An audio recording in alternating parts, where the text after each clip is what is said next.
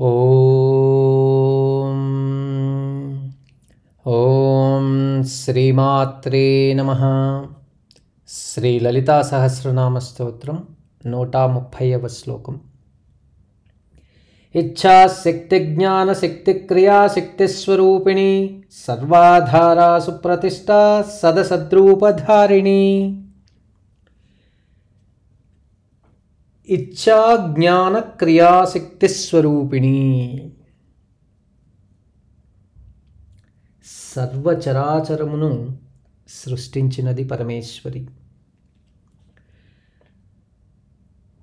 సృష్టించుట అనుటకు 3 శక్తులు కారణాలు: ఇచ్ఛా జ్ఞాన క్రియాశక్తులు. సంకల్పమే ఇచ్ఛ. ఇచ్ఛ అనగా కోరిక, అంటే కోరుకోవటం. ఈ విశ్వాన్ని సృష్టించాలి అన్న కోరికయే ఇచ్ఛాశక్తి. ఇక సంకల్పాన్ని కార్యరూపంలో సాధించుటే క్రియాశక్తి. కార్యం యొక్క ఫలితాన్ని అనుభవంలోనికి తెచ్చుకొని మననం చేయుటే జ్ఞానశక్తి. ఈ 3 సమిష్టి ఫలితమే విశ్వసృష్టి. బిందు రూపమగు పరాతత్వం వికసనం చెంది సర్వచరాచర రూపంగా వెలసింది. అట్టి 3 శక్తుల రూపమే పరమేశ్వరి. ఇచ్ఛా జ్ఞాన క్రియా శక్తి స్వరూపిణి. ఓం ఐం హ్రీం శ్రీం ఇచ్ఛా జ్ఞాన క్రియా శక్తి స్వరూపిణ్యై నమః. సర్వచరాచరంలో అంతర్గతంగా సంచరించున్నది పరాచైతన్యం. సర్వమునకు చేతనత్వాన్ని, ఉనికిని ప్రసాదించున్నది. సర్వజీవుల కర్మ ఫలితములను అనుసరించి ఉపాధులను కల్పించున్నది జగన్మాత. సర్వసృష్టి అవ్యక్తమగు బిందువు నుండి వ్యక్తమైనదని శృతుల మాట. అటు అవ్యక్తమునకు ఇటు వ్యక్తమునకు కారణమగునది సర్వమునకు ఆధారమై సర్వమునందు నిలచి ప్రకాశించు పరమేశ్వరి సర్వాధారా. ఓం ఐం హ్రీం శ్రీం సర్వాధారాయై నమః.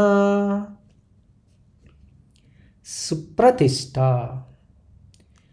బ్రహ్మాండములు, బ్రహ్మాది దేవతలు అనేకములు. యుగమునకు ఒక బ్రహ్మ, విష్ణు, రుద్రులను, త్రిమూర్తులు, దేవతాదులు ఉంటారు. వీరందరినీ నియమించున్నది, నియంత్రించున్నది పరమేశ్వరి. సర్వమునందుండి చక్కగా పుట్టుక, పాలన, తిరోగమనాదులను నిర్వహించటం జగన్మాత కార్యం. పుట్టుకకు మునుపు, పుట్టుక తరువాత కూడా ఉండేది జగన్మాత. సుప్రతిష్ఠగా పిలువబడింది. ఓం ఐం హ్రీం శ్రీం సుప్రతిష్ఠాయై నమః. సదసద్రూపధారిణి. భౌతికంగా కనిపించనిది, అనుభవమునకు మాత్రమే అందునది సత్పదార్థం. సత్యపదార్థ. సత్యం జ్ఞానం అనంతం బ్రహ్మ కదా. దేనిని తెలిసిన తరువాత తెలియుటకు ఏమీ లేనిదో అదే సత్పదార్థం. శాశ్వతమైనది. సత్ కానిది అసత్తు. భౌతిక ప్రపంచం కంటికి కనపడునది, మాయతో కూడినది, కాలమునకు రూపమైనది, ద్వైత భావం కలిగినది. కనిపించు సర్వజగత్తునందుండు చైతన్యమే పరమేశ్వరి. ఈ విధంగా అవ్యక్తమగునదియు వ్యక్తమగు సర్వచరాచర రూపమునందుండు జగన్మాత సదసద్రూపధారిణి. ఓం ఐం హ్రీం శ్రీం సదసద్రూపధారిణ్యై నమః.